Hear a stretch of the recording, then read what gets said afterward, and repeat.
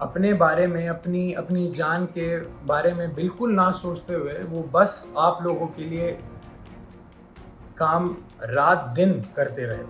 Hospital में छापा मारना हो तो पप्पू यादव जाएंगे, खाना देना हो तो पप्पू यादव देंगे, दवाई देना हो तो पप्पू यादव देंगे, बेड चाहिए, ऑक्सीजन चाहिए, एम्बुलेंस चाहिए तो पप्पू यादव करेंगे। अभी हमारे बीच पप्पू यादव कौन बनेगा? मैं सार्थक रंजन, पप्पू यादव जी का पुत्र, और मैं नहीं चाहता था कि हमारी मुलाकात ऐसे हो, पर जैसे पापा कहते हैं कि समय और परिस्थिति के सामने किसी का बस नहीं चलता है, तो प्रणाम स्वीकार करिए मेरा। और मैं कल जो हुआ उसके बारे में बात करना चाह रहा हूँ। कल दो घटनाएं हुई, एक जो बिल्कुल नहीं होनी चाहिए थी और दूसरी के बारे में सोच के सुकून मिलता है। कल हम सब ने मिलकर एक व्यक्ति के ऊपर अन्याय जो जो हुआ है, हम सब ने मिलकर ट्विटर पे हमने उस ट्रेंड को नंबर 1 कर दिया और काफ़ी घंटों तक रहा।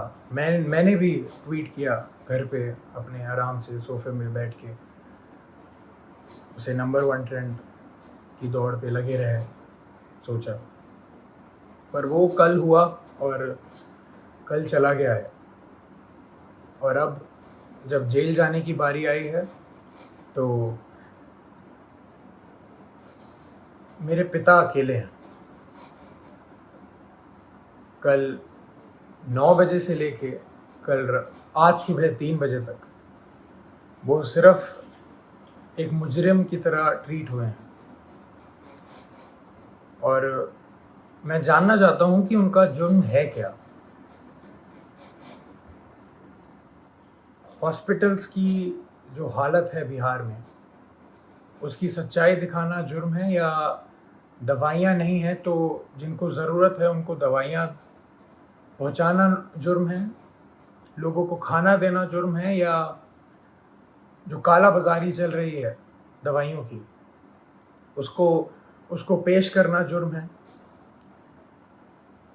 सबसे बड़ा जुर्म मेरे को ये लग रहा है कि एक नेता के घर पे जो छापा मार के उन्होंने आप लोगों के लिए जो एम्बुलेंसेस यूज़ होनी थी वो बस घर पे पड़ी हुई थी, और वो बस ये चाह रहे थे कि वो सारी एम्बुलेंस यूज़ हों आप लोगों के लिए।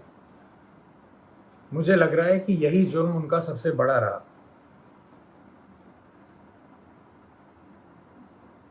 अपना परिवार छोड़ के उन्होंने बिहार के हर एक परिवार के लिए काम करना सही समझा। हर एक परिवार की एक भी पुकार अनसुनी ना जाए, उनका बस यही मकसद है। शुरुआत से मैं हर रोज़ बात करता था उनसे, कल के पहले तक हर रोज़, और बस एक ही चीज़ पूछता था मैं उनसे कि क्या आपकी तबीयत ठीक है, क्योंकि मैं भी घर पे बैठ के आराम से आप लोगों की तरह बस देखता था कि वो उनकी वीडियोस कि कभी वो कोविड वार्ड में जा रहे हैं, पेशेंट्स के बीच में जा रहे हैं, मुर्दा घर जा रहे हैं, या भीड़ के बीच में खाना दे रहे हैं, या कोई कोई माँ उनसे गले लग के अपने बेटी या बेटे के लिए रो रही हैं। तो मुझे भी यही लगता था, या तो कभी किसी मुर्दा के साइड में खड़े हैं मुर्दा घर जाके, तो वो देख के मेरे को बस यही लगता था कि दूसरी बॉडी मेरे पिता की भी हो सकती है इस महामारी के कारण। और हमेशा जब भी मैं उनसे पूछता था कि पापा मास्क पहन रहे हैं या आप सैनिटाइज कर रहे हैं या कुछ ध्यान रख रहे हैं, तो वो कहते थे कि मुझे कुछ नहीं हो सकता, क्योंकि मेरे साथ पूरा बिहार है, उनका स्नेह है, उनकी दुआ है। और वो आज अकेले बीरपुर में पूरी रात नहीं सोए हैं और अकेले हैं, और जहां उन्हें रखा गया है वो बिल्डिंग किसी भी वक्त टूटने के दम पे है। और जब ऐसा व्यक्ति इतना काम करके, इतनी इतनी सच्चाई से काम करके अकेला पड़ जाए तो बुरा लगने वाली बात है ये कि उन्होंने हर एक घर के लिए अपना घर छोड़ा है, अपने घर की जिम्मेदारियां छोड़ के आप सबके बीच रहने का संकल्प लिया, आप सबके लिए जीने के लिए संकल्प लिया। हमने कल बहुत बहुत साथ दिया उनका ट्विटर पे और किस पे नहीं, पर सिर्फ ट्विटर ही चीज़ नहीं रह गई है, सिर्फ नंबर 1 ट्रेंड होना ही नहीं रह गया है।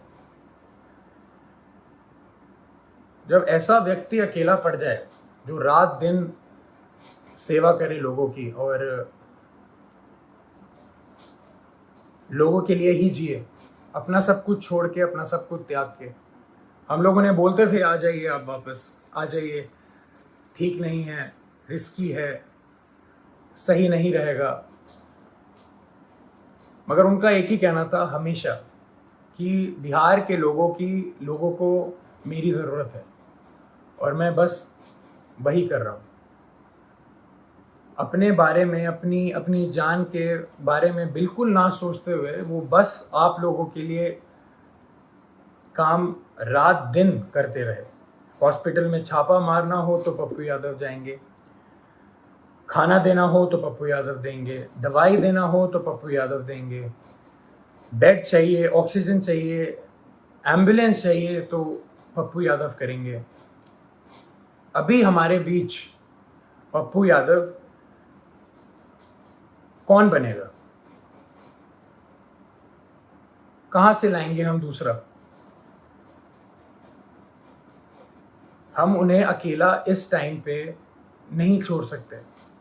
मैं बेटा हूँ इसलिए ये सारी बातें कर रहा हूँ, नहीं।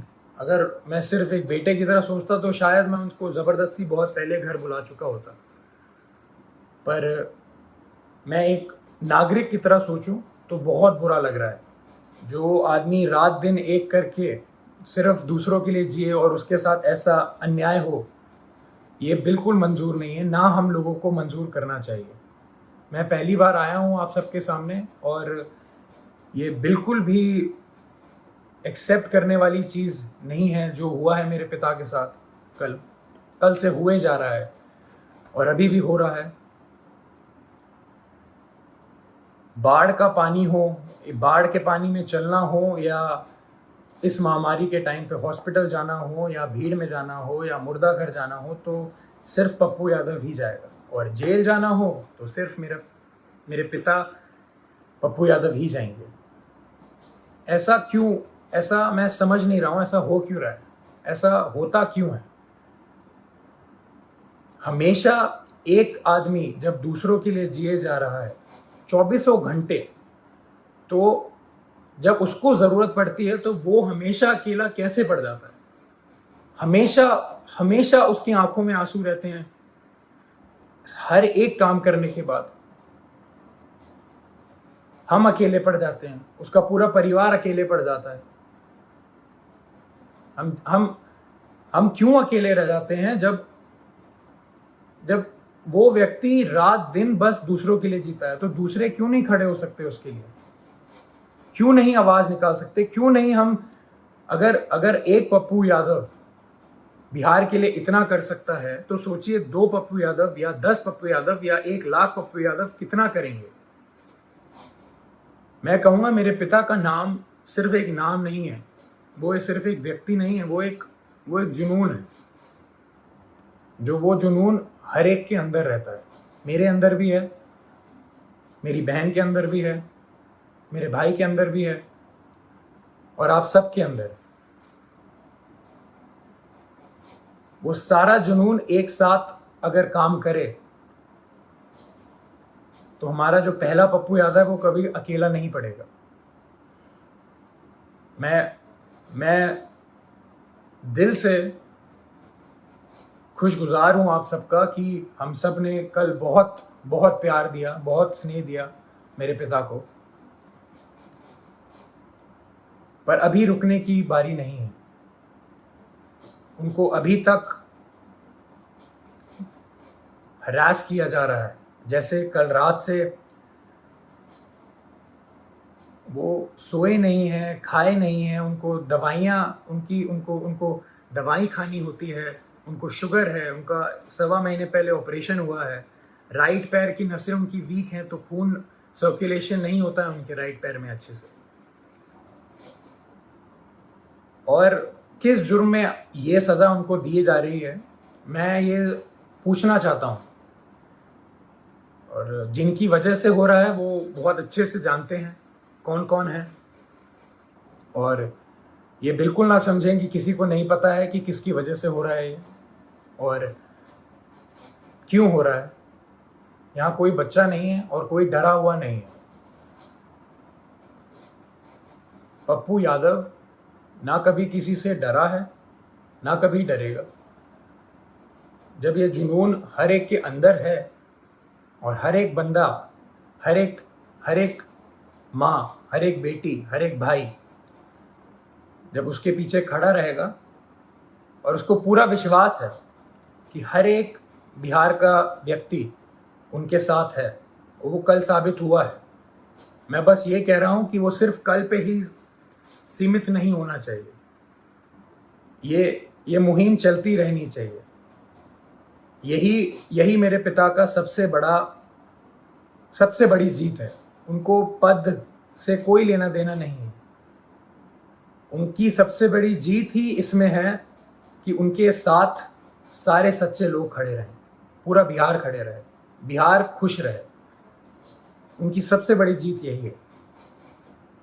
तो जब हम सब में ये जुनून है तो हम सब मिलके इस मुहिम को, इस भ्रष्टाचार के खिलाफ जो हमने मुहिम छेड़ी है, जो ये भ्रष्टाचार मेरे पिता के खिलाफ हो रहा है, जिस जुर्म में जो कोई नहीं बता सकता, जो कोई बता ही नहीं सकता कि जुर्म है क्या, मैं चाहूँगा हम सब एक साथ मिलके इस भ्रष्टाचार के खिलाफ जो मुहिम मेरे पिता ने छेड़ी है, लाखों की कतार में हम एक सब मिलके इसके खिलाफ आवाज़ उठाएं और मेरे पिता को जो जीत हमेशा देखी है उन्होंने बिहार के लिए, वो रास्ता, वो राह, वो पथ पे हम सबको चलते रहना है। इसी में उनकी सबसे बड़ी खुशी और सबसे बड़ी जीत है।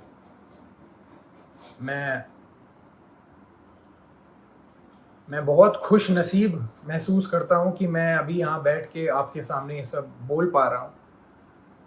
ये मेरे पिता का संघर्ष ही है जो इतना प्रेम उन्हें मिलता है, और उनके नाम की वजह से मैं यहाँ पे बैठा हूँ तो आप सबके बीच में मेरी आवाज़ जा पा रही है।